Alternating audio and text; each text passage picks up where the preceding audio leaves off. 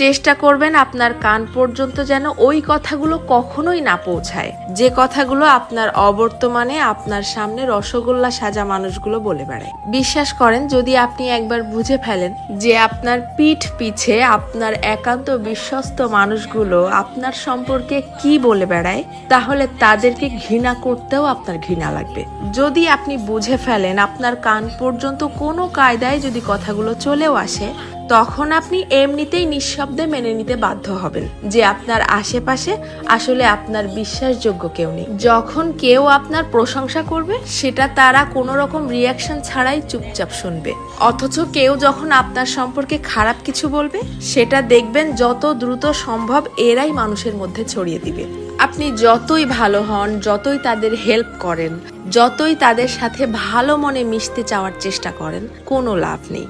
কারণ এরা আপনাকে হিংসা করতেই বেশি পছন্দ করে। আপনার সামনে দেখাবে যে আপনাকে ভালোবাসে, অথচ আপনার পিঠ পিছে আপনাকে প্রচন্ড লেভেলের হিংসা করে। দীর্ঘদিন ধরে সবকিছু জেনেও চুপচাপ সহ্য করতে করতে যখন আপনি তাদের মতের অমিল হয় এইরকম সামান্য দুই একটা কথা বলে বসবেন, তখনই বুঝতে পারবেন তাদের আসল রূপ।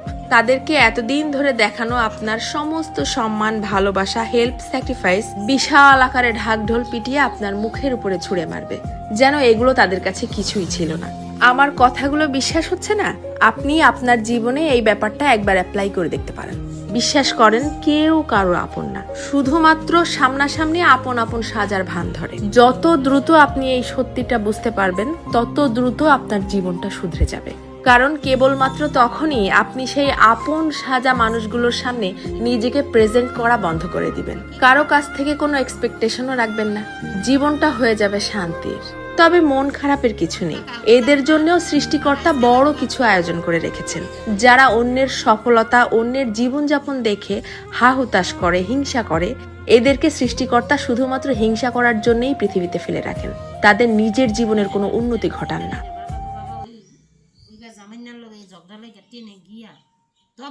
শেষ হয়ে গেছে, ঝকর ঝকর ঝকর ঝকর ঝকর ঝকর আমার মাথা ব্যথা।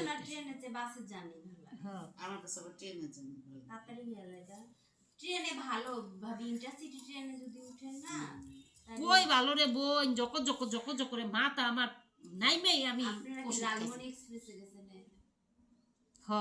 নাইমাই আমি স্টেশনে নাইমাই পানির বোতল কিনছি, কিনা আগে টাপলিন খাইছি, তারপর আমি গেছি। লালমনি এক্সপ্রেস তো বেশ ভালো। এটা না থেকে কি জানি ভালো লাগে। হ্যাঁ, এটা তাড়াতাড়ি হয়ে যায়। যদি বাসটা না থামে, বুঝলেন না?